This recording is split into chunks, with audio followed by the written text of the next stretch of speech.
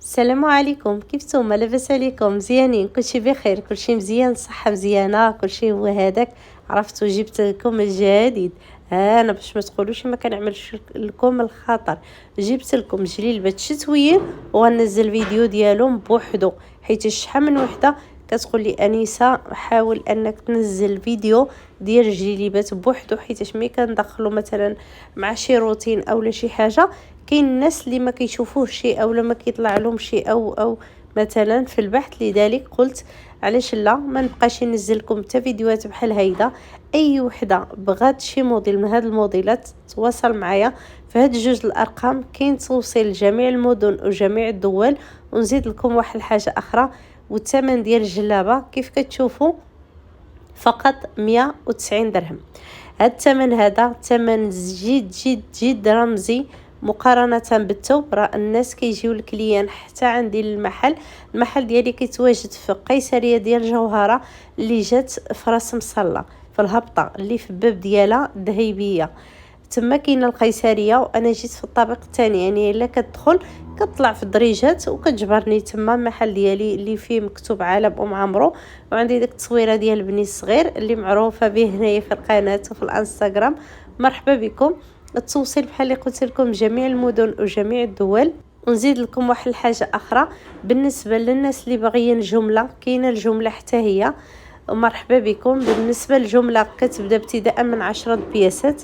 الناس اللي كيقولوا طريقه المعامله كيفاش كتعامل، بحكم انني معروفه وجهي معروف، يعني ماشي شي وحده اللي مخبعه او شي حاجه، المحل ديالي معروف.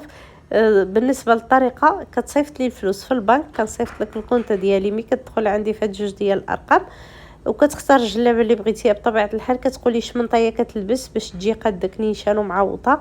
كتقولي شمن طايه اللي كتلبس، كاينين بياسات لي ستوندار كاينين على حسب الطايه صافي. وكنشوف لك اللون واش كاين متوفر ولا ما كاينش، كنعطيك اختيارات اخرين.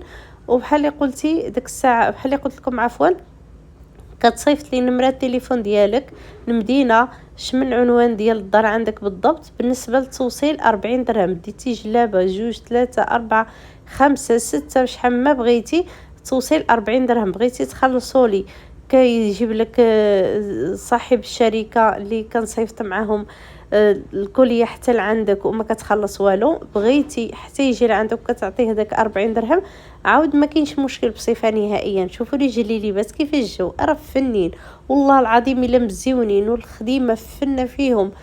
وزعما هاد الجليليبات هادو من ديال الشتوى. شوفوا باش نقول لكم واحد الحاجه، انا كنخدم عندي جليليبات ديال 2000 درهم، 1800، 1400، 1200 درهم، يعني بجليلبات الغاليين ياك. هذوك جليلبات الغاليين علاش ما كنشارككمش معكم دابا وكنشارككمش معكم بزاف، رغم ان عندي المحل اللي فيه جليلبات غاليين، حيت دابا الشتيوه الواحد كيحتاج جليلبه خفيفه.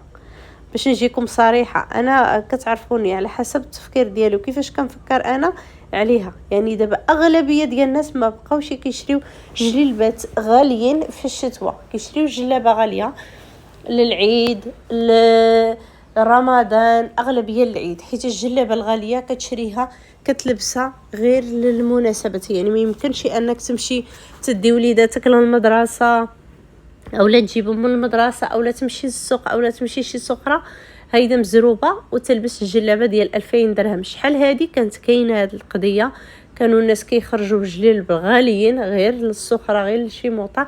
لكن دابا مؤخرا ملي خرجوا هاد الجليبات هادو اللي ناقصين الثمن، بدا الواحد كيعمل هيدا وهيدا. يعني جليبه مفينيه مزيونه، ما بقاتش جلابه مثلا حق الثمن ديالها ناقص لا والو ما غنلبسهاش، لا العكس. دابا رجعوا جليبات مفينين نقيين مزيونين. وعاد نزيد لكم واحد الحاجه اخرى، شو هاد الجلابه اذا مشيتي شريتي الثوب ومشيتي باش تخيط عند الخياطه ما تقابلكش بهذا الثمن، مستحيل. علاش؟ حيت حنايا كنخدموا كميات كبارين، يعني فوق 1000 بياسه باش كتقام بهذا الثمن اللي هو ناقص.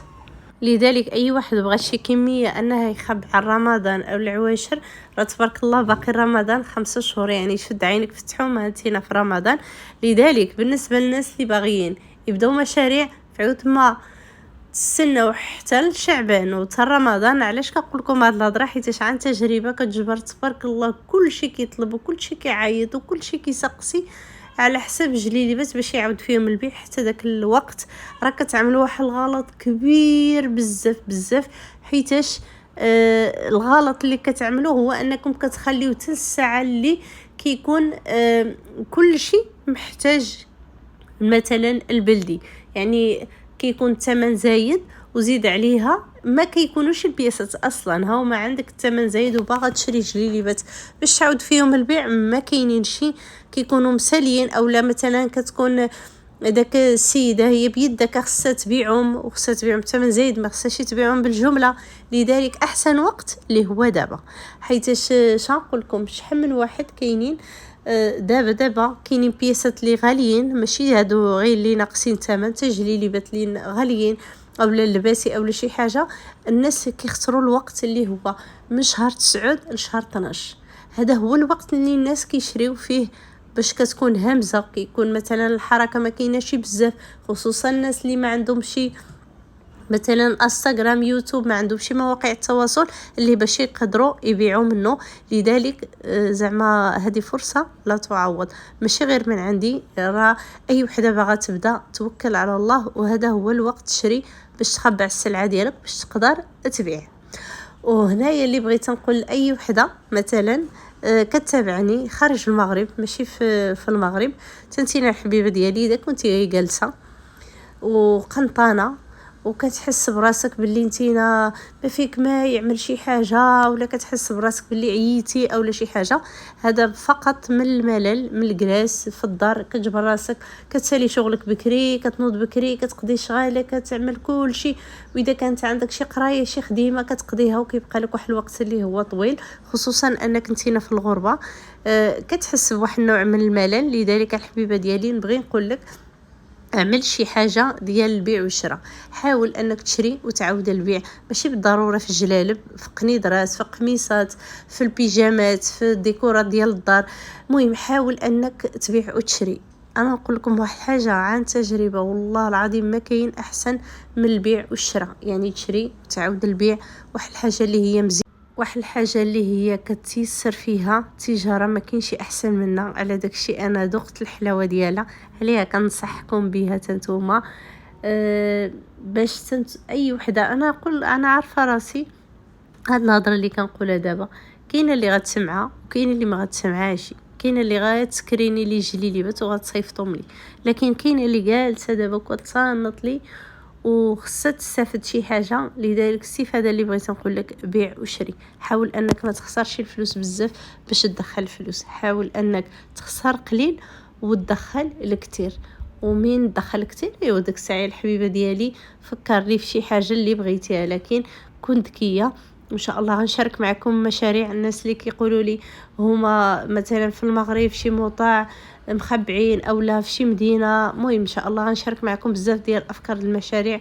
اي وحده بغات شي حاجه مرحبا بها تتواصل معايا في الواتساب نعطيها نصيحه اولا مثلا، لكن بطبيعه الحال خصها تعاود لي شنو المشاكل اللي عندها كاملين بالتفاصيل باش هكذا نقدر نجبر معك شي حل. ودعوا معايا دعوا معايا من تكونوا دعوا مع راسكم تفكروني حتى انا ودعوا معايا. الله يجازيكم بالخير ولهلي يخطيكم عليا والله يحفظكم ليلي. والله الا عندي عزازم بزاف بزاف، عندي عزازي واحد درجه كبيره بزاف، عليها كنقول لكم دعوا معايا، حيتاش عارفه اي وحده غادي معايا الا وانها غادي معايا من قلبها. وخصوصا انك ما كتعرفنيش، كتعرفني مواقع التواصل، وعلى ما اظن كتحس باللي كنبغي لك الخيريك. لذلك دعوا معايا، قل يا ربي تحقق للي كتمناه، ويا ربي توفق في الحياه ديالها.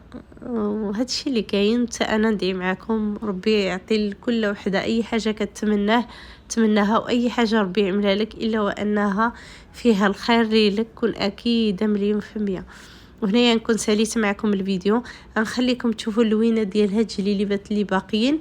وديك الساعه اي واحد بغى شي حاجه يدخل عندي الواتساب، راه غنخلي لكم النوامر ديال الواتساب، هاد الجوجه هادو، وحده ديالي وحده البنت اللي معايا حتى هي الله يعمرها سلعه وكتجاوب كلشي ومصوابه ومؤدبه بحالكم. هيدا انا ربي كيلاقيني غير مع الناس اللي مزيانين، الحمد لله. الحمد لله يا ربي. تخيلوا انا كنسجل لكم الاوديو، كنعمل مونتاج جليليبات وانتوما كتصونيو عليا وكتقطعوا لي المكالمه التسجيل عفوا. ايوا اللي خطيكم عليا دابا صافي ندخل للواتساب باش نجاوبكم. اي وحده بغات شي حاجه واخا كنتعطل عليكم مره هيدا ما ديوش ياك، ما تعصبوش عليا ديك الساعه دخلوا النمره اخرى حيتاش هاد 0667 ديالي. ايوا يا الحبيبه ديالي كيدخلوا عندي ناس بزاف ولا كتكون عندي مكالمه ولا كنكون كنجمع كوموند، يعني التمسوا لي العذر.